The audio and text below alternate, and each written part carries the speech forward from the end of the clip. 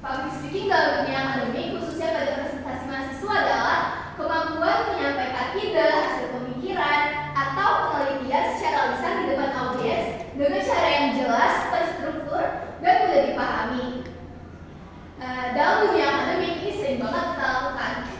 Pertama pada presentasi kelas, seminar, atau sidang nanti. Terus juga ini tuh bukan sekedar berbicara, tapi gimana caranya pesan kita tuh sampai ke audiens, dipahami, dan audiens tuh ngerti sama apa yang kita sampaikan. Nah, contohnya saat presentasi di depan kelas ini tuh sering banget kita lakuin.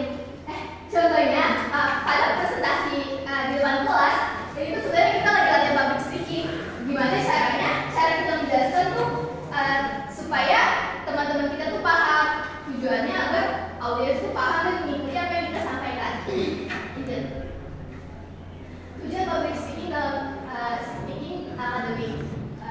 Public speaking bukan cuma menyampaikan teori, tapi juga bagaimana kita menjelaskan hasil pemikiran kita dan berusaha meyakinkan audiens terhadap argumen yang kita sampaikan.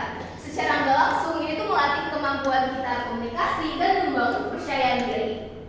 Next, unsur-unsur public speaking.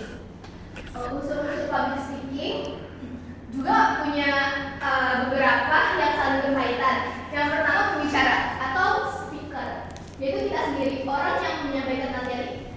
Di sini tuh nggak cuma yang begitu, nggak cuma kita harus berani ngomong, tapi juga kita harus percaya diri dan juga memahami materi kita. Contohnya kalau misalkan kita ingin presentasi tentang public speaking, kita tuh harus tahu isi materinya dan juga isinya. Terus juga yang kedua audiens atau pendengar, mahasiswa, dosen, atau penguji. Jadi di sini kita harus menyesuaikan siapa audiens kita. Kalau misalkan audiens kita mahasiswa, kita tuh bisa menggunakan pakai bahasa yang santai. Terus juga kalau audiens kita dosen atau penguji, kita tuh juga bisa menggunakan, lebih baik kita menggunakan bahasa yang lebih formal. Yang ketiga, pesan atau message. Isi materi yang kita sampaikan. Isi yang kita sampaikan harus jelas, terstruktur, dan mudah dimengerti. Misalnya kita presentasi tentang public speaking, kita bisa bagi beberapa poin, kayak negatif public speaking, positif public speaking, dan contoh nyatanya agar audiensnya juga nggak bingung. Terus juga yang melakukan media atau alat visual, biasa seperti PPT, video, atau alat bantu visual lainnya. Yang terakhir ada respon dari audiens. Nah, ini biasanya berisi tentang pertanyaan, ekspresi, atau perhatian mereka. Contohnya, kalau misalkan mereka mampu atau bertanya, itu tandanya mereka memberi respon terhadap apa yang kita sampaikan. Struktur presentasi yang baik. Presentasi yang baik biasanya itu dalam dunia akademik ini tuh kita sering banget dalam dunia akademik kita tuh biasa dituntut buat berbicara yang struktur.